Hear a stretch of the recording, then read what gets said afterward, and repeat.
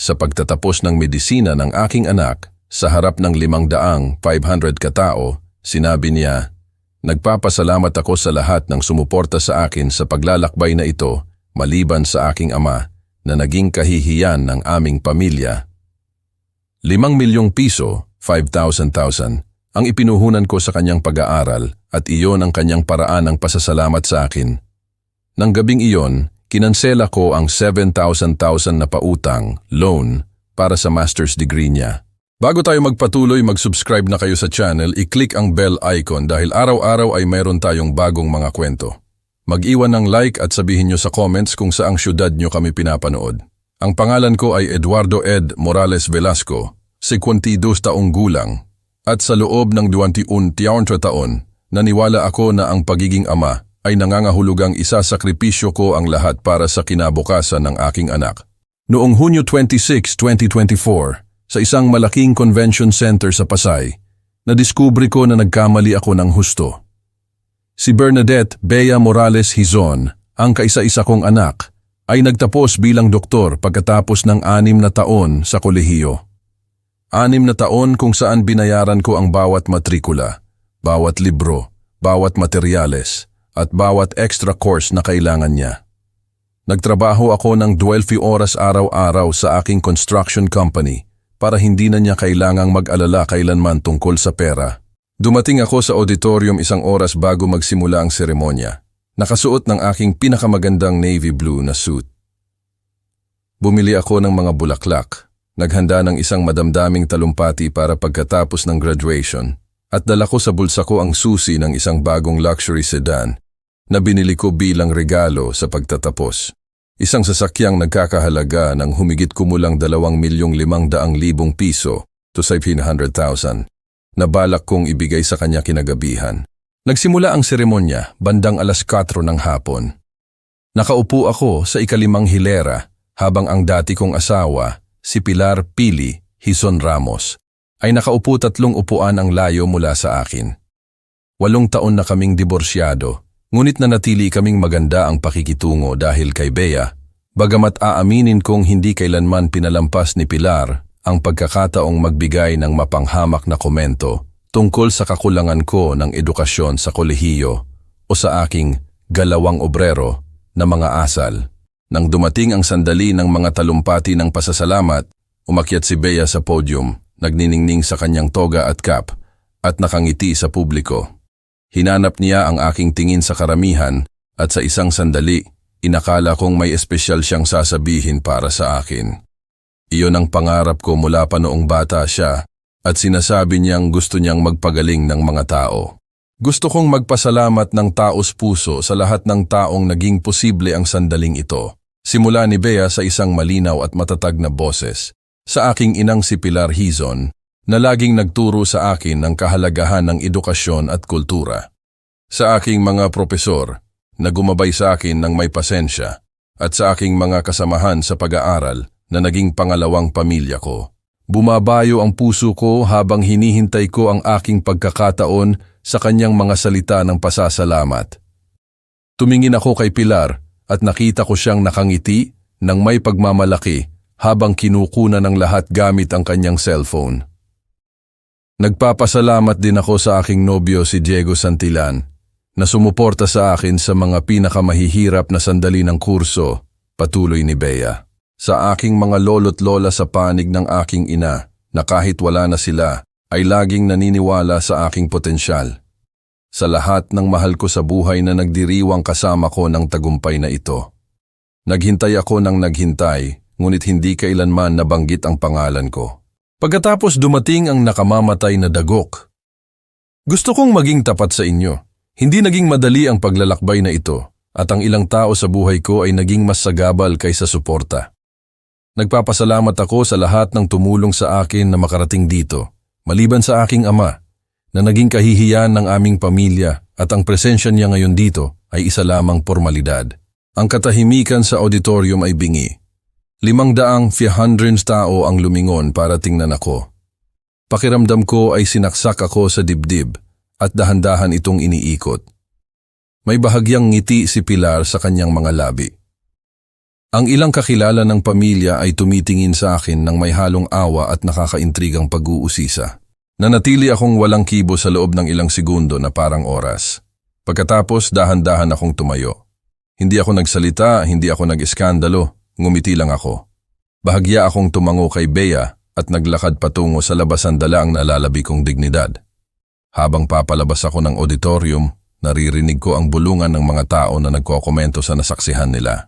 Sa isip ko, nagsimulang lumitaw ang mga larawan ng lahat ng sakripisyo na ginawa ko.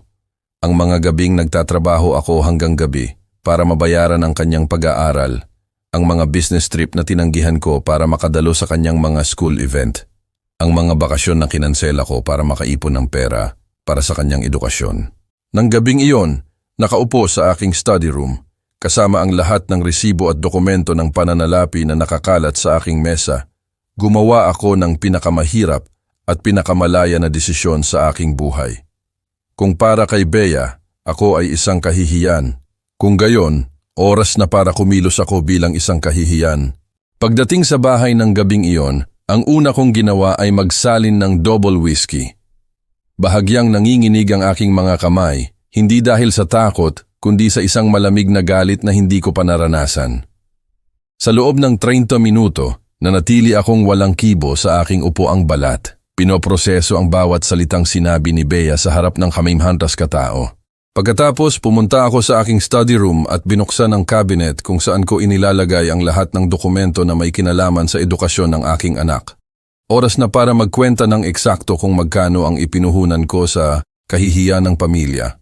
Ang mga numero ay nakakabigla. Mula nang pumasok si Bea sa universidad noong 2018, hanggang sa kanyang pagtatapos, eksaktong 5,000, 10,000 ang inilabas ko. Hindi ito tantya. Ito ay mga tiyak na numero na dokumentado kung maigi. Ang taunang matrikula ay umabot sa 2,000,000. Ang mga libro sa medisina na nagpapalit tuwing semestre ay 550,000. Ang apartment na inupahan ko malapit sa universidad sa loob ng 6 na taon ay 1,800,000. Ang buwanang gastusin na ipinapadala ko ng tapat ay 660,000. Hindi pa kasama diyan ang mga kagamitang medical, ang mga private tutor sa scientific English, at ang mga international congress na pinadalhan ko sa kanya para dagdag kaalaman. Habang tinitingnan ko ang bawat resibo, bawat bank transfer, bawat katibayan ng pagbabayad, naalaala ko ang mga usapan na hindi ko pinansin noon. Ngunit ngayon ay nagkaroon ng ganap na ibang kahulugan. Noong nakaraang taon, habang naghahapunan kami sa bahay ni Pilar, sinabi ni Bea sa kanyang ina, "Ma, ikaw lang ang nakakaintindi ng kahalagahan ng mas mataas na edukasyon, hindi tulad ni Papa, na akala mo ay sapat na ang pagkakaroon ng pera." Ngumiti si Pilar at sumagot, "Anak, ang kultura at edukasyon ay hindi nabibili, ipinapasa iyan. Ang ilang tao ay hindi lang talaga isinilang para diyan." Sa isa pang pagkakataon, nang magkomento ako kay Bea tungkol sa isang documentary tungkol sa medisina na napanood ko, sinagot niya ako ng may pangahamak, "Papa, huwag ka na pong magkomento sa mga bagay na hindi mo naiintindihan. Mas komplikado ang medisina kaysa sa ipinapakita sa TV." Naaalala ko na nanahimik ako, iniisip na baka tama siya at masyado akong nakikialam. Ngayon naiintindihan ko na ang mga komentong iyon ay hindi aksidente. Ito ay isang sistematikong kampanya para iparamdam sa akin na mas mababa ako, para ipuwesto ako bilang tagapondo, ngunit hindi kailanman bilang ama na karapat-dapat sa respeto o pagkilala. Binuksan ko ang aking laptop at pumasok sa aking bank account. Nandoon ang transfer na inautorisa ko 3 linggo na ang nakalipas para sa educational loan na 7,000 na inilaan upang punduhan ang kanyang master's degree sa interventional cardiology na sisimulan ni Bea sa Setyembre sa isang prestihiyosong universidad sa Manila. Ito ay isang 2-year program na magiging espesyalista siya. Tiningnan ko rin ang aking testamento. Si Bea ang pangunahing benepisyaryo ng aking kayamanan na kinabibilangan ng construction company na nagkakahalaga ng 120,000, ang aking bahay sa Manila na nagkakahalaga ng 40,000, at ang iba pang investment properties na umabot sa 120,000. halos 280,000 lahat-lahat. Sa sandaling iyon, tumunog ang aking cellphone. Mensahe ito mula kay Bea. Papa, sana hindi ka nagalit sa sinabi ko sa graduation. Mahalaga sa akin na maging tapat sa akademikong paglalakbay ko. Bukas, pwede tayong mag-lunch at magdiwang tulad ng dati nating ginagawa. 3 beses kong binasa ang mensahe. Walang anumang paghingi ng tawad o pagkilala na nakakasakit ang kanyang mga salita. Para sa kanya, ang tawagin akong kahihiyan sa harap ng 500 tao ay simpleng pagiging tapat lamang at umaasa siya na magpapatuloy ako sa pagiging ama na laging sumusunod. Iyon na ang huling patak ng tubig na nagpaapaw sa baso. Tumayo ako mula sa aking mesa at naglakad patungo sa vault sa aking silid. Kinuha ko ang lahat ng mahahalagang legal na dokumento, mga titulo ng ari-arian, mga kontrata ng kumpanya, insurance policies, at syempre, ang aking testamento. Tinawagan ko si Attorney Ricardo Carding Perez, ang aking abogado at kaibigan sa loob ng 20 taon. Alas 11:30 na ng gabi, ngunit laging sinasabi ni Carding na maaari ko siyang kontakin anumang oras para sa emerhensya at ito ay tiyak na isang emerhensya. Ed, anong nangyayari? Napakagabi na, sagot niya sa antok na boses. Carding, kailangan ko na bukas, sa unang oras, ay kansilahin mo ang educational loan ni Bea at baguhin mo ang aking testamento. Gusto ko ring tanggalin mo ang kanyang access sa lahat ng aking bank account. May matagal na katahimikan bago sumagot si Carding. Sigurado ka ba sa hinihingi mo? May nangyaring malala ba? Oo, may nangyaring malala. Ininsulto ako ng anak ko sa publiko ngayon at nalaman ko lang na sa loob ng maraming taon, pinopondohan ko ang isang tao na itinuturing akong kahihiyan. Oras na para matutunan niya ang tunay na halaga ng pera at respeto. Ed, naiintindihan ko na galit ka, pero napakahalaga ng mga desisyong ito. Hindi mo ba naisip na dapat mo muna itong pag-isipan ng kaunti pa? Carding, 24 taon ko nang pinag-iisipan. Ngayong gabi, kikilos ako. Pagkatapos kong ibaba ang telepono, nagtimpla ako ng matapang na kape at ginugol ang natitirang bahagi ng madaling araw sa pag-aayos ng lahat ng dokumento na kakailanganin ni Carding. Bawat papel ay katibayan ng aking kabutihang loob sa isang anak na hindi kailanman pinahalagahan ang aking mga sakripisyo. Alas 9 ng umaga, kasabay ng pagsikat ng araw na tumatama sa bintana ng aking study room, gumawa ako ng huling desisyon. Malalaman talaga ni Bea kung ano ang ibig sabihin ng kalayaan sa pananalapi. Alas 7:15 ng umaga, Hunyo 27, tumunog ang aking telepono. Si Carding ito nagkukumpirma na nasa kanyang opisina na siya at inihahanda ang lahat ng kinakailangang dokumento para ipatupad ang aking plano. Ed, na-review ko ang mga kontrata ng educational loan. Maaari natin itong kansilahin kaagad ng walang parusa dahil hindi pa ito naibibigay sa universidad. Sigurado ka pa rin ba sa desisyong ito? Lubos akong sigurado, Carding. Ituloy mo ang lahat. Sa sumunod na 4 na oras, nagbago ng husto ang buhay ko. Ngunit sa pagkakataong ito, ako ang may kontrol sa sitwasyon. Alas 8 ng umaga, naipadala na ni Carding ang opisyal na pagkansela ng educational loan sa bangko. Alas 9, inabisuhan na niya ang universidad na wala ng financing para sa masters ni Bea. Samantala, personal akong nagpunta sa isang malaking bangko kung saan nakalagay ang mga pangunahing account ko. Ang branch manager, si Miss Carmen Torres, ay personal akong inasikaso ng ipinaliwanag ko na kailangan kong gumawa ng kagyat na pagbabago sa aking mga financial product. Mr. Morales, nakita ko na gusto mong tanggalin ang iyong anak bilang benepisyaryo ng family savings account at ng life insurance policy. Sigurado po ba kayo sa mga pagbabagong ito?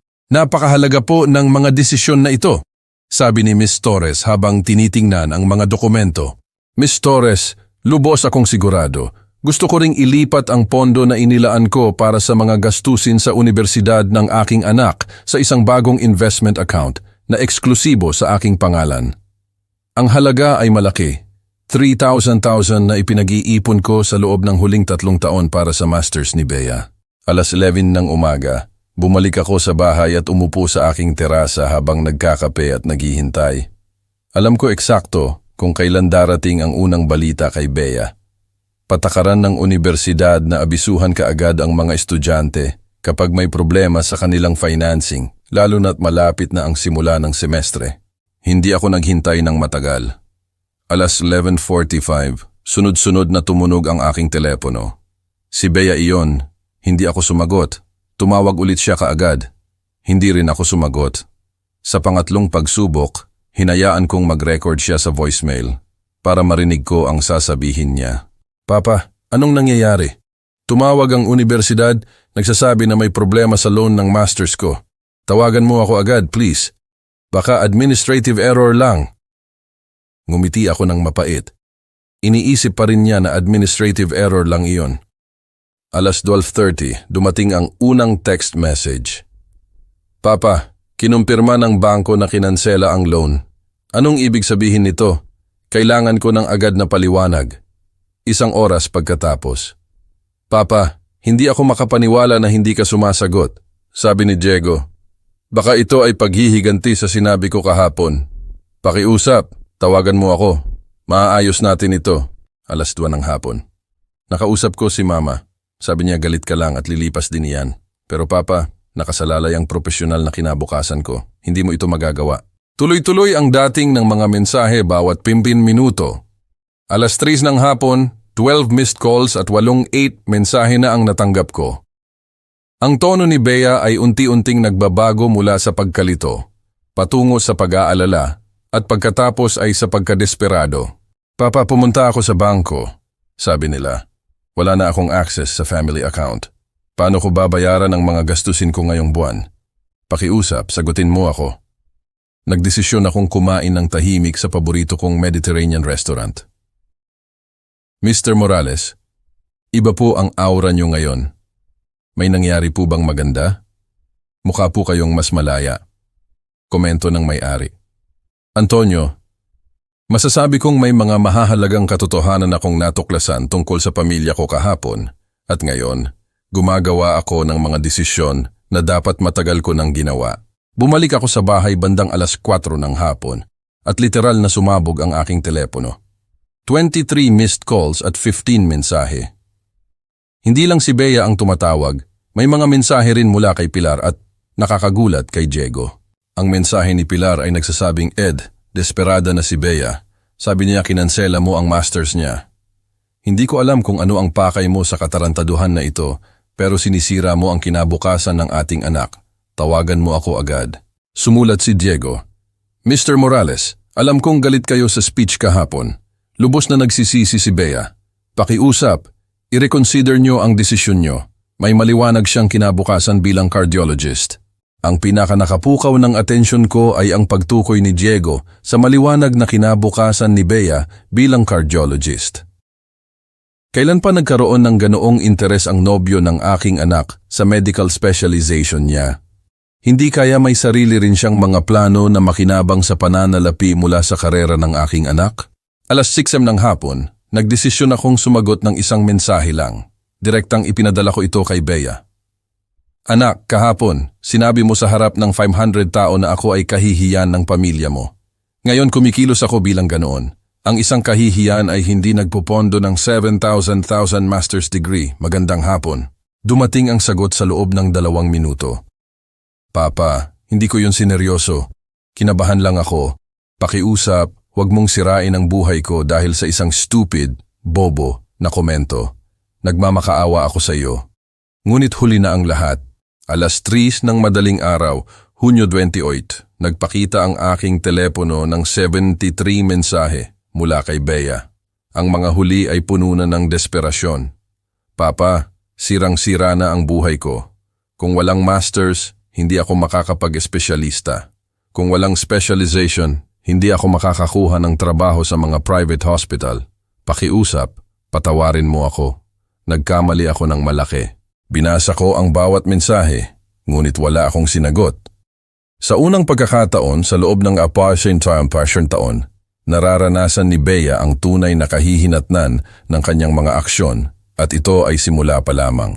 Noong Hunyo 28, alas 10 ng umaga, habang tahimik akong nag-aalmusal sa aking terasa at nagbabasa ng economic newspaper, narinig ko ang doorbell ng aking bahay. Wala akong inaasahang bisita, ngunit nang tiningnan ko sa peephole, si Bea iyon. Namamaga ang kanyang mga mata mula sa pag-iyak at may hawak siyang isang buke ng bulaklak. Binuksan ko ang pinto ng walang imik. Mabilis siyang pumasok na parang natatakot na magbago ang isip ko. "Papa, salamat sa pagtanggap mo sa akin. Kailangan kitang makausap agad," sabi niya sa nanginginig na boses. Inilapag ang mga bulaklak sa mesa ng receiving area. "Magsalita ka," sagot ko ng walang emosyon. Nag-cross ng mga braso at nanatiling nakatayo.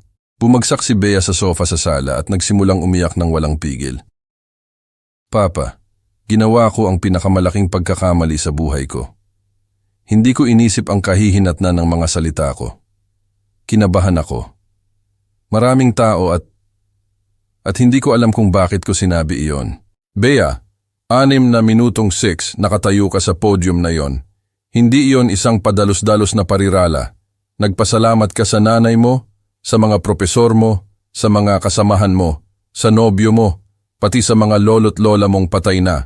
Marami kang pagkakataon na banggitin ako, ngunit sinadya mong alisin ako at pagkatapos ay insultuhin ako sa publiko. Pero hindi ko po inisip ng mabuti. Sandali lang po iyon ang pagkalito." "Pagkalito?" Umupo ako sa harap niya. Pinanatili ang aking boses na kalmado ngunit matatag. "Bea, sa loob ng maraming taon, pareho ang iyong mapanghamak na saloobin sa akin. Ang mga komento tungkol sa kakulangan ko ng edukasyon sa kolehiyo. Ang mga tingin ng kahihiyan kapag nakikilala mo ang mga kaibigan kong negosyante. Ang paraan kung paano mo iniiwasang ipakilala ako sa mga kasamahan mo sa universidad. Pagkalito rin ba iyon?" Nanahimik siya, pinupunasan ang kanyang luha gamit ang isang panyo. "Papa, inaamin ko na hindi ako naging makatarungan sa iyo.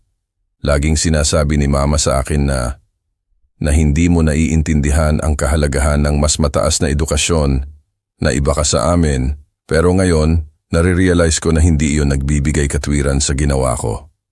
Ngayon sinisisi mo ang nanay mo, napaka-convenient." "Hindi ko po siya sinisisi. Inaako ko po ang responsibilidad ko. Kaya ako narito, humihingi ng tawad, at nagmamakaawa na i-reconsider mo ang tungkol sa masters." Tumayo ako at naglakad patungo sa bintana. Tinalikuran siya. "Bea, alam mo ba kung gaano karaming pera ang ipinuhunan ko sa edukasyon mo sa loob ng 6 na taon na ito?" "Hindi po, hindi eksakto. 5,000, 10,000, eksakto.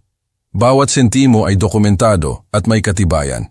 At ngayon, gusto mo akong magdagdag ng isa pang 7,000 para sa specialization mo, 12,000, 10,000 lahat-lahat para sa edukasyon sa kolehiyo." Narinig ko siyang tumayo mula sa sofa at lumapit sa akin. "Papa, at nagpapasalamat po ako ng walang hanggan sa inyo. Alam kong nagawa kayo ng malalaking sakripisyo." "Hindi, Bea, wala kang pinasasalamatan. Kahapon, ipinakita mo iyon ng malinaw. Para sa iyo, naging isa lang akong provider ng pera na nakakahiya, isang kahihiya na nagpondo ng iyong kinabukasan, ngunit mas pinipili mong itago. Hindi po iyon totoo." Bumaling ako para harapin siya ng direkta. "Hindi? Ilang beses mo akong inimbita sa mga university event? Ilang beses mo akong ipinakilala ng may pagmamalaki sa mga propesor o kasamahan mo? Ilang beses mo ipinagtanggol ang aking trabaho o ang aking pagsisikap ng magbigay ng mapanghamak na komento ang nanay mo?" Nanahimik si Bea. Alam niya na hindi siya makakasagot ng oo sa alinman sa mga tanong na iyon. Ang sagot ay 0, Bea. 0 times.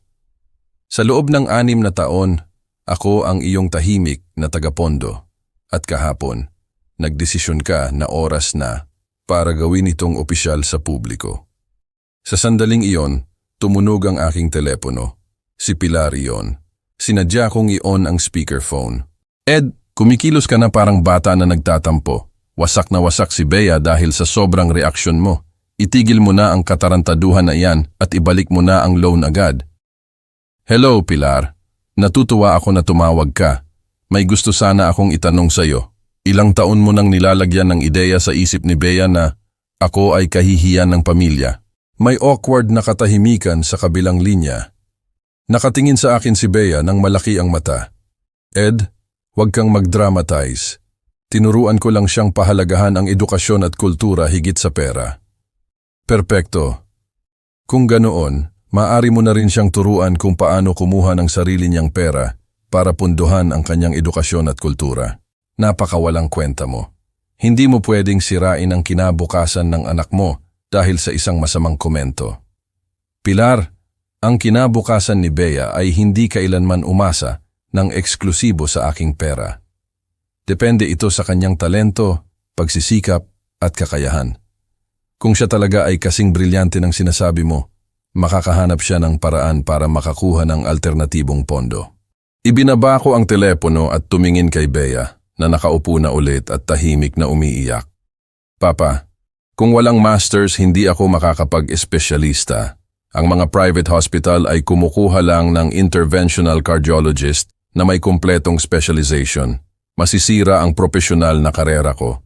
Bea, may mga public hospital na kumukuha ng mga general physician. Pwede kang magtrabaho sa primary care, sa emergency room, sa internal medicine. Hindi iyon ang katapusan ng mundo. Pero mas mababa po ang sweldo sa mga trabahong iyon.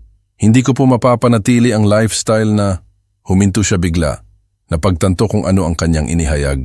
Magpatuloy ka, pakiusap. Hindi mo mapapanatili anong lifestyle? Papa, hindi ko iyon sinasadyang sabihin. Sinasadya mo iyon at iyan ang tunay na katotohanan.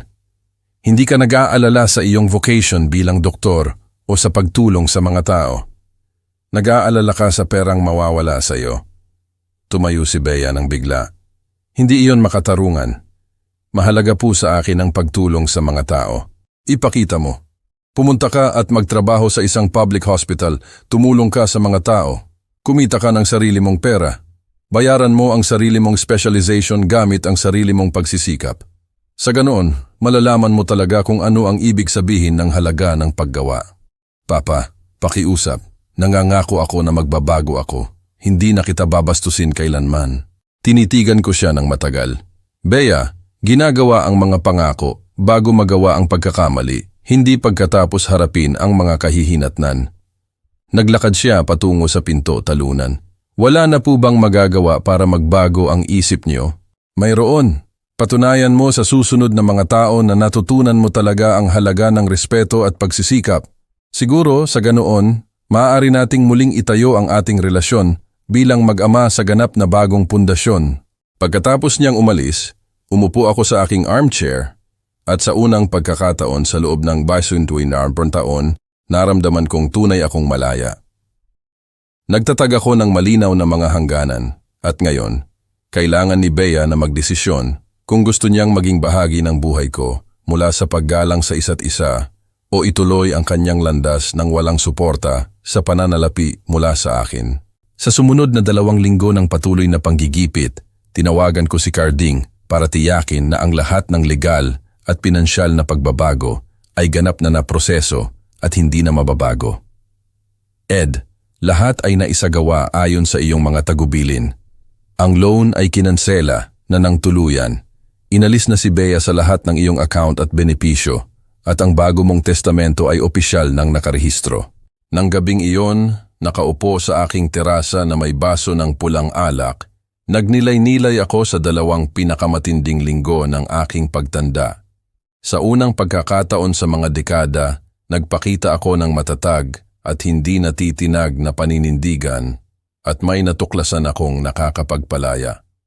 Kapag nagtatag ka ng malinaw na mga hangganan at pinananatili mo ang mga ito, sa huli ay titigil ang mga tao sa pagtatangkang manipulahin ka. Kailangang matutunan ni Bea na mamuhay na may kahihinatnan ng kanyang mga desisyon at kailangan kong matutunan na mamuhay ng walang bigat ng pagpopondo sa kawalang utang na loob. 3 linggo pagkatapos ng insidente sa pagtatapos, nakatanggap ako ng tawag na ganap na nagbago ng aking pananaw tungkol sa tunay na motibo sa likod ng desperasyon ni Bea at Diego. Ang tawag ay nagmula kay Marcos Diaz, isang matandang kakilala na nagtatrabaho bilang administrator sa isang private hospital sa Taguig. Ed, kailangan kong may sabihin sa iyo na baka interesado ka tungkol sa anak mo at sa nobyo niya. May ilang minuto ka ba para magsalita? Oo naman, Marcos. Anong nangyayari? Noong nakaraang buwan, pumunta si Diego Santillan sa opisina ko at nagtanong tungkol sa mga pagkakataon sa investment para sa mga medical specialist sa aming private hospital. Partikular niyang binanggit na ang kanyang future wife ay mag-e-espesyalista sa interventional cardiology at gusto niyang malaman ang tungkol sa mga partnership contract na inaalok namin. Napatulala ako. Partnership contract? Oo, Ed. Ito ay mga kasunduan kung saan ang mga medical specialist ay nag-i-invest ng humigit kumulang 14,000 hanggang 18,000 para maging minority partner sa mga tiyak na departamento. Bilang kapalit, nakakakuha sila ng porsyento ng kita ng departamento bukod pa sa kanilang sweldo. Napakalaki ng kita, ngunit nangangailangan ng malaking paunang kapital. At ano pa ang sinabi ni Diego sa iyo? Ipinaliwanag niya na kinalkula nila na sa specialization ni Bea at sa isang paunang investment na 14,000, maaari silang kumita ng humigit kumulang 16,000 taon-taon, kasama na ang sweldo at profit sharing. Particular siyang nagtanong tungkol sa mga deadline para mag-invest pagkatapos kumpletuhin ang specialization. Pakiramdam ko ay binuhusan ako ng malamig na tubig. Marcos? Binanggit ba ni Diego kung saan nila kukunin ang 14,000? Oo, sinabi niya. Ang ama ni Bea ay isang construction businessman. Siya ang magpopondo ng paunang investment tulad ng ginawa niya sa buong edukasyon nito. Ed, inakala ko na alam mo na ang mga planong ito. Hindi, Marcos. Wala akong ideya. Mayroon pa ba akong dapat malaman? Oo.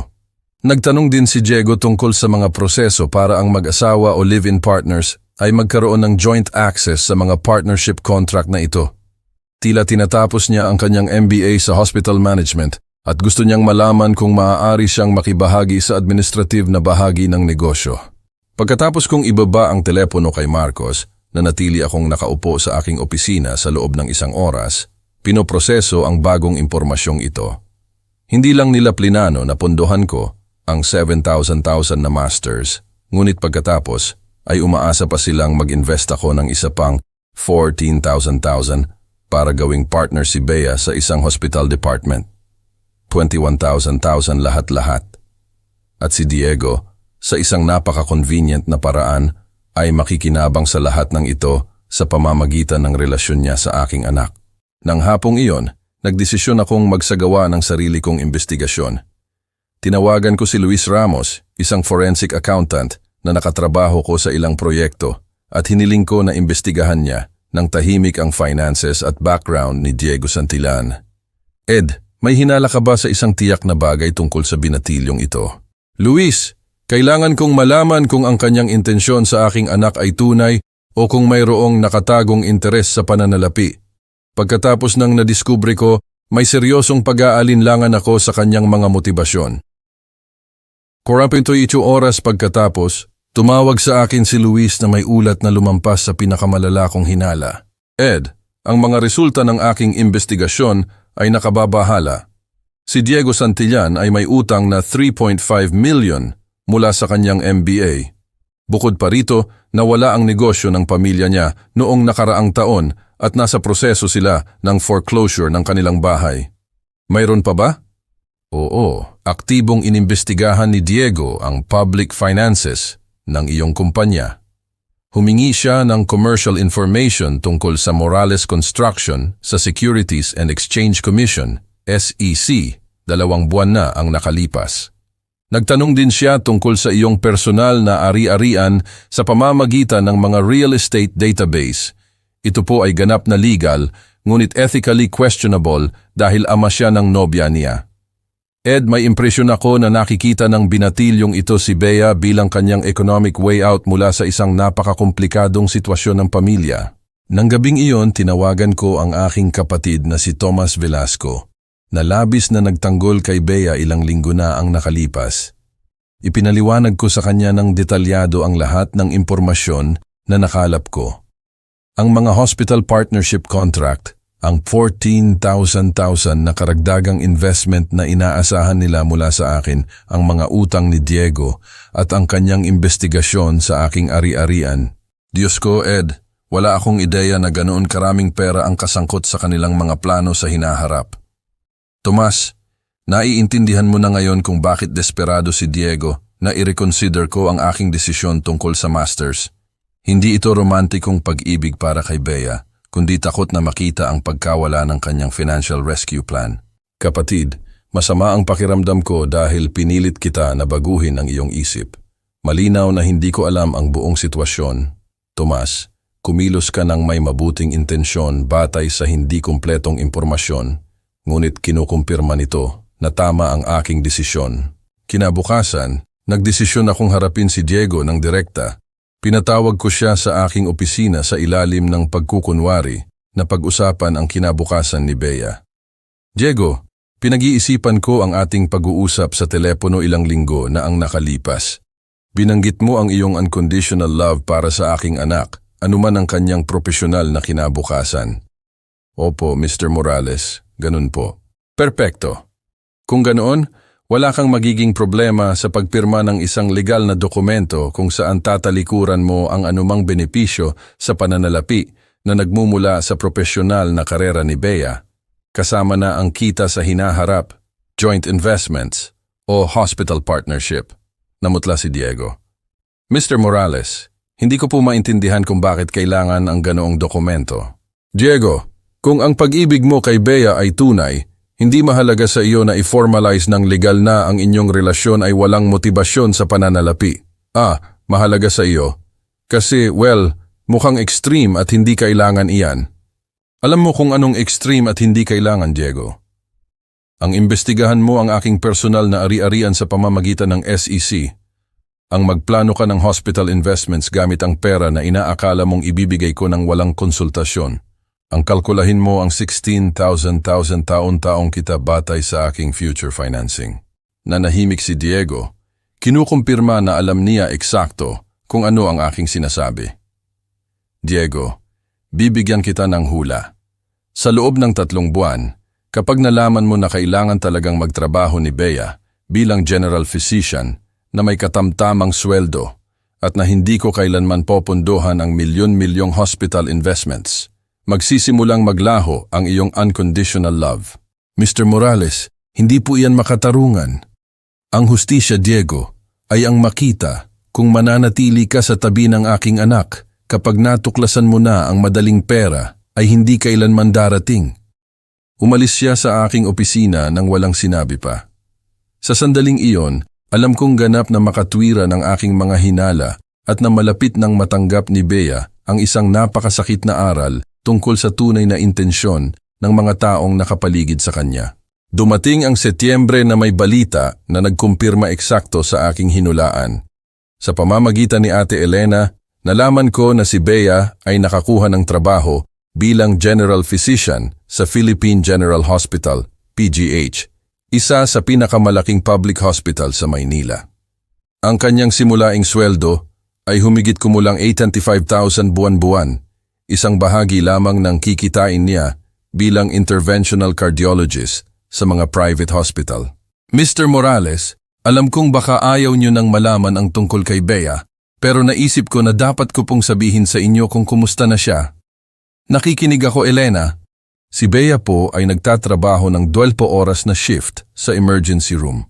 Umuuwi po siyang lubos na pagod at sa unang pagkakataon sa buhay niya, nag-aalala po siya kung paano bayaran ang upa sa kanyang apartment. Pinipilit siya ni Diego na maghanap ng karagdagang trabaho tuwing weekend sa mga private clinic. At paano tumutugon si Bea sa bagong realidad na ito? Sa totoo lang po, Mr. Morales, sa tingin ko, nagsisimula na siyang maintindihan ang mga bagay na hindi niya kailanman inisip noon. Kahapon, sinabi niya sa akin, Elena, hindi ko inakala na ganito kapagod ang magtrabaho. Si Papa, nagtrabaho ng ganyan sa loob ng maraming taon para punduhan ang pag-aaral ko at hindi ko iyon pinahalagahan kailanman. Ang impormasyong ito ay nagdulot sa akin ng magkasalungat na damdamin.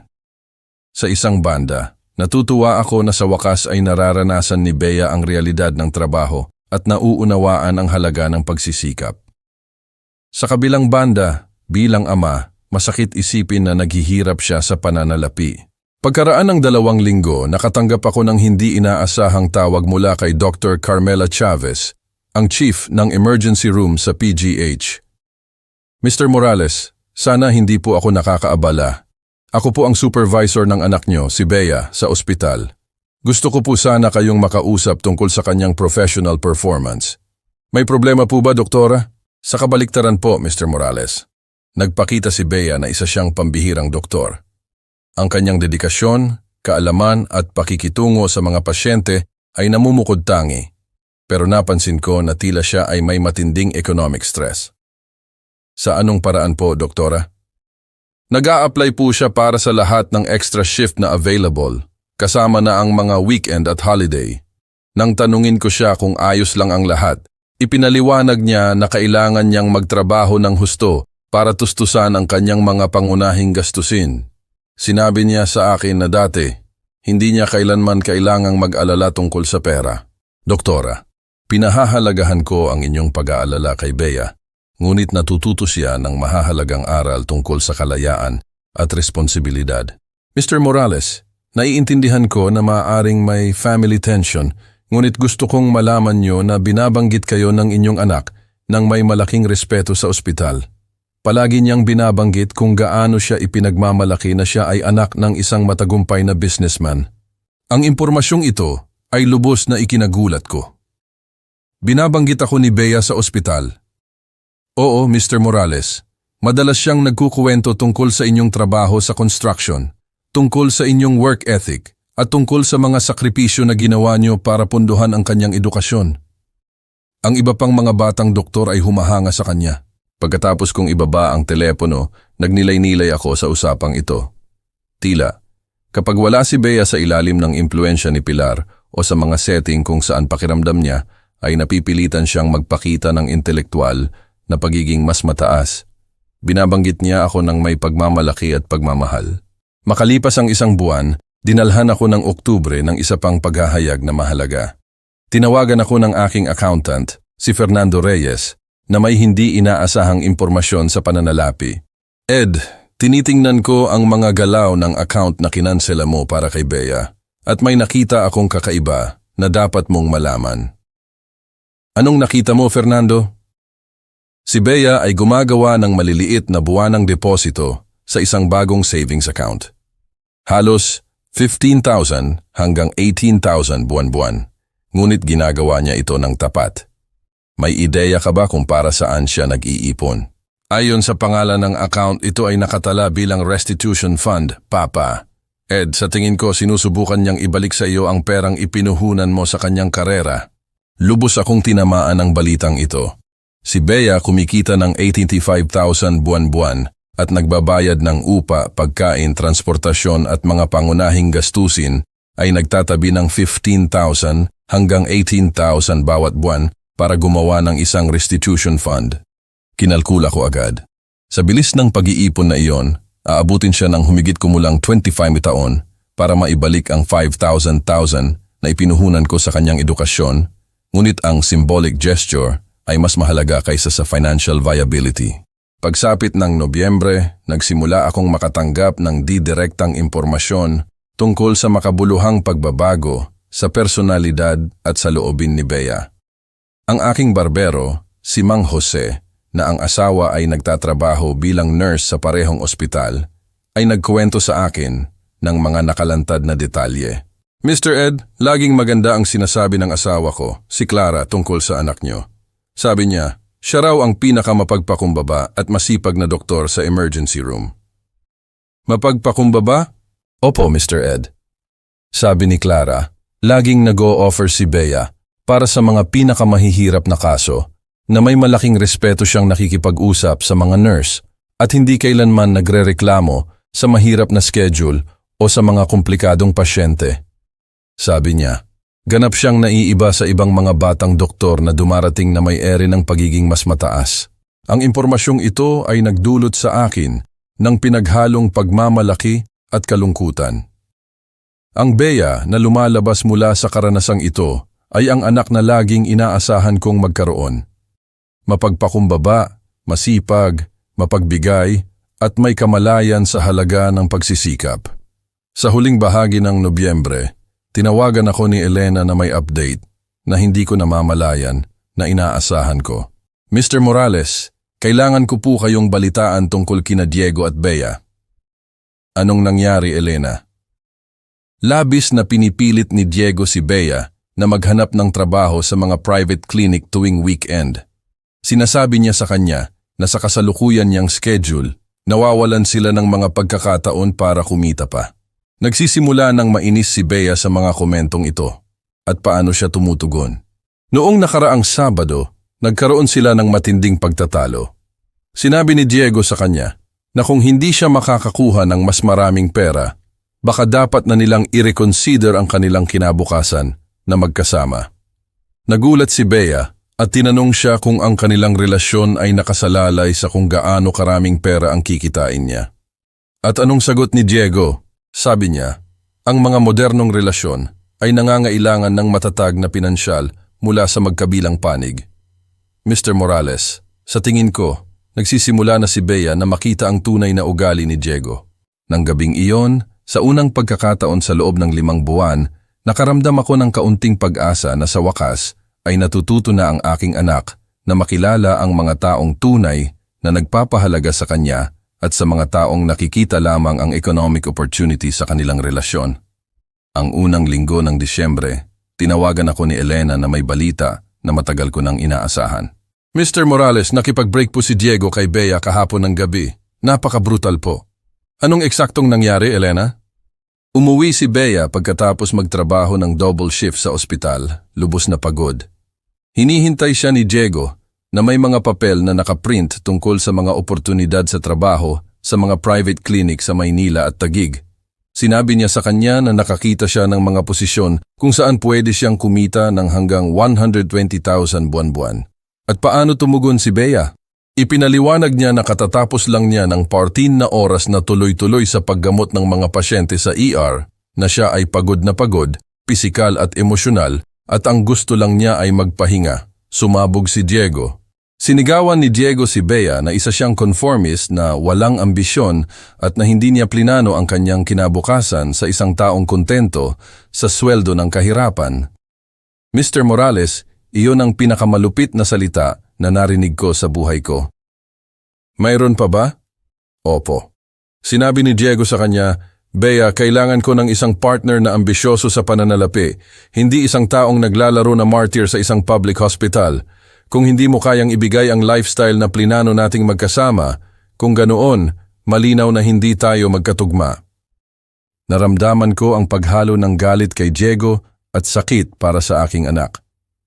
Kahit na nagawa ni Bea ang napakalaking pagkakamali sa akin, walang sino man ang nararapat na tratuhin bilang isang failed economic investment. Paano tumugon si Bea? Noong una, tulala siya, na parang hindi makapaniwala sa naririnig niya. Pagkatapos, tinanong niya kung ang kanilang relasyon ay laging tungkol sa pera. Sumagot si Diego na ang lahat ng matagumpay na relasyon ay may matatag na bahagi sa pananalapi at na naging tapat siya tungkol sa kanyang mga inaasahan mula sa simula. At doon nagtapos ang lahat? Hindi, Mr. Morales. Direktang tinanong ni Bea kung iiwan niya siya kahit patuloy pa rin siyang may financial support mula sa inyo. Nanahimik si Diego sa loob ng 1 buong minuto at iyon ay sapat ng sagot. Pagkatapos, umalis siya at sumigaw mula sa pinto na kasalanan niya dahil pinili niya ang isang kuripot na ama sa halip na isang masaganang kinabukasan. Ang huling parira lang iyon ay nagpuno sa akin ng galit na hindi ko naramdaman mula noong araw ng graduation. Pagkaraan ng 2 araw, nakatanggap ako ng ganap na hindi inaasahang tawag. Si Bea iyon. Ang kanyang boses ay ibang-iba, mas mature, mas mapag-isip, hindi na mayabang. Papa, alam kong baka ayaw mo akong kausapin, pero kailangan kong may sabihin sa iyo na mahalaga. Nakikinig ako, Bea. Tama ka tungkol kay Diego, lubos na tama.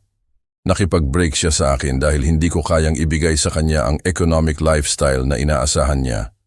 Sinabi niya sa akin ang mga kahila-hilakbot na bagay tungkol sa iyo at sa akin, tungkol sa aming unrealistic expectation. Bea, I'm sorry na kailangan mong pagdaanan ang karanasang iyon. Hindi, Papa. Huwag kang mag-sorry. Kailangan kong maranasan iyon para maintindihan. Sa loob ng ilang buwan, ipinaramdam sa akin ni Diego na ikaw ang problema, na sinisira ng iyong pagiging maramot ang aming kinabukasan. Ngayon, nare-realize ko na siya ang problema. May matagal na katahimikan bago siya nagpatuloy. Papa, nagtatrabaho ako sa ospital sa loob ng 4 na buwan at araw-araw mas naiintindihan ko kung ano ang ibig sabihin ng magsikap para sa perang kinikita. Bawat piso ng aking sweldo ay kumakatawan sa oras ng tunay na paggawa, mga pasyenteng inasikaso, mga responsibilidad na tinupad. At ano ang nararamdaman mo tungkol doon? Pagod, pero may pagmamalaki. Sa unang pagkakataon sa buhay ko, binabayaran ko ang sarili kong gastusin gamit ang pera na tunay na kinita ko. Nakakapagod, pero may isang kasiyahan na hindi ko pa nararanasan noon. Papa, gusto ko ring malaman mo na nag-iipon ako buwan-buwan para ibalik sa iyo ang ipinuhunan mo sa aking edukasyon. Alam kong aabutin ng mga dekada, pero gusto ko itong gawin. Beatrice, ang katotohanan na nag-iipon ka para sa restitution ay nagpapakita ng isang pag-unlad na hindi mo ipinakita noon. Papa, may isa pa akong kailangan sabihin sa iyo. Sa ospital, kapag nag-uusap ang mga kasamahan ko tungkol sa kanilang mga pamilya, binabanggit kita ng may pagmamalaki. Nagkukwento ako tungkol sa iyong kumpanya, tungkol sa iyong work ethic, tungkol sa lahat ng isinakripisyo mo para sa aking edukasyon. Bakit mo sinasabi sa akin ito? Dahil gusto kong malaman mo na ang Bea na nagpahiya sa iyo sa graduation ay hindi talaga ako. Iyon ay isang taong naimpluwensyahan ng mga toxic na ideya tungkol sa halaga ng mga tao. Ang tunay na Bea ay laging ipinagmamalaki na siya ay anak mo. Sa unang pagkakataon sa loob ng ilang buwan, naramdaman ko na baka gumana ang aking diskarte. Nadiskubre ni Bea kung sino talaga siya kapag wala siyang madaling pera. Kapag wala si Diego na nagmamanipula sa kanya, at kapag kailangan niyang harapin ang tunay na kahihinatnan ng kanyang mga desisyon. Bea, labis kong pinahahalagahan ang usapang ito. Nagpapakita ito ng personal na paglago na hindi ko pa nakikita noon. Papa, may posibilidad po ba na muli nating itayo ang ating relasyon? Hindi ako humihingi ng financial support. Gusto ko lang po na mabawi ang aking ama. Bea, laging nandoon ang posibilidad na iyon, ngunit kailangan itong nakabatay sa paggalang sa isa't isa at katapatan, hindi sa economic convenience. Naiintindihan ko po, Papa, at handa akong paghirapan iyan. 6 na buwan pagkatapos ng aming pagkakasundo, si Bea at ako ay nagtatag ng isang tradisyon na naging matatag na pundasyon ng aming bagong relasyon. Ang mag-lunch kami tuwing linggo sa bahay ko, kung saan siya ang nagluluto at ako ang nagbabayad ng mga sangkap. Sa isa sa mga lunch na ito, ginulat ako ni Bea ng isang balita na nagpakita kung gaano siya talaga nag-mature. Papa, nag-alok sa akin ang ospital ng slot para mag-espesyalista sa emergency medicine. Ito ay isang 3-year specialization na ganap na pinupunduhan ng public health system. At tatanggapin mo ba? Tinanggap ko na po. Alam kong hindi ito interventional cardiology, pero na-realize ko na ang tunay kong vocation ay sa emergency medicine. Gusto ko ang adrenaline, ang iba't ibang kaso, at lalo na ang pagtulong sa mga tao sa kanilang pinakamahina na sandali. Natutuwa ako na natagpuan mo ang tunay mong professional passion. Papa, may mas mahalaga pa akong gustong sabihin sa iyo. Sa loob ng mga buwan na ito na nagtatrabaho ako sa ER, nakagamot ako ng maraming matatandang magulang na nag-iisang dumarating sa ospital dahil masyadong abala ang kanilang mga anak para samahan sila. Sa tuwing nakikita ko ang mga sitwasyong iyon, naiisip ko kung gaano ako kalapit na maging isa sa mga anak na iyon. Papa, gusto ko pong gumawa ng isang formal na proposal sa inyo. Nag-iimbestiga ako tungkol sa geriatric care at family planning para sa mga matatanda. Gusto kong i-formalize natin ang isang kasunduan kung saan legal akong nangangako na ako ang magiging pangunahin mong caregiver kapag kailangan mo na ng tulong medical o personal. Hindi dahil sa filial obligation, kundi dahil gusto ko itong gawin. Bea, hindi mo kailangang i-formalize ang ganong klasing pangako. Kailangan ko po, Papa.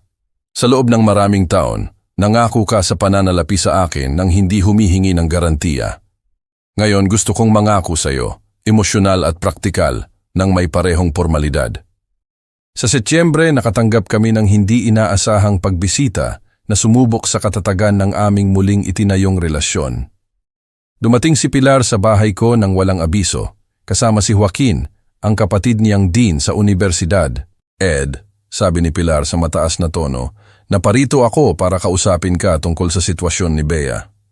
Nakakabaliw na ang isang talentadong doktor na tulad niya ay nag-aaksaya ng kanyang potensyal sa isang public hospital. Lumabas si Bea mula sa kusina. Mama, hindi ako nag-aaksaya ng anuman. Eksakto ako sa kung saan ko gusto. Tito Joaquin, Mama, sabi ni Bea sa matatag na boses. Kailangan niyo pong maintindihan ang isang bagay ng malinaw. Hindi ko na po gusto o kailangan ang financial support ni Papa. Natuto na akong pahalagahan ang aking kalayaan sa pananalapi. Mama, tigilan mo na. Hindi ako minamanipula ni Papa. Sa loob ng maraming taon, minanipula mo ako para tingnan siya na mas mababa sa intelektual. Ngayon, nakikita ko ang realidad. Si Papa ay isang matuwid na tao na nagturo sa akin ng mahahalagang aral tungkol sa respeto at responsibilidad.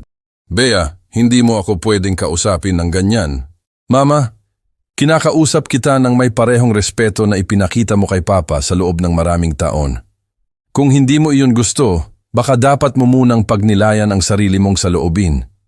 Nang umalis si Pilar at Joaquin, nalulungkot sinabi sa akin ni Bea, Papa, kailangan kong patunayan sa sarili ko at patunayan sa iyo na talagang nagbago ako. Ngayon, pagkatapos ng higit sa 1 taon mula noong kakilakilabot na araw ng graduation, masasabi ko na nawalan ako ng isang spoiled at walang utang na loob na anak. Ngunit nakabawi ako ng isang pambihirang babae na siya ring aking anak. Nag-e-espesyalista si Bea sa emergency medicine, binabayaran ang sarili niyang gastusin at regular akong binibisita, hindi dahil kailangan niya ng pera, kundi dahil talagang nasiyahan siya sa aking kumpanya. Ang pinakamahalagang aral na natutunan naming dalawa ay ang tunay na pag-ibig ng mag-ama ay maaaring mabuhay muli. Nang inalis namin ang pera sa equation, natuklasan namin na mayroon kaming isang tunay na relasyon bilang mag-ama na naghihintay na mabuo. Kung nagustuhan niyo ang kwentong ito, i-like ang video, mag-subscribe sa channel, at ibahagi ang inyong mga impresyon sa comments. Para mapakinggan ang susunod na kwento, i-click ang box sa kaliwa. Salamat po sa panonood.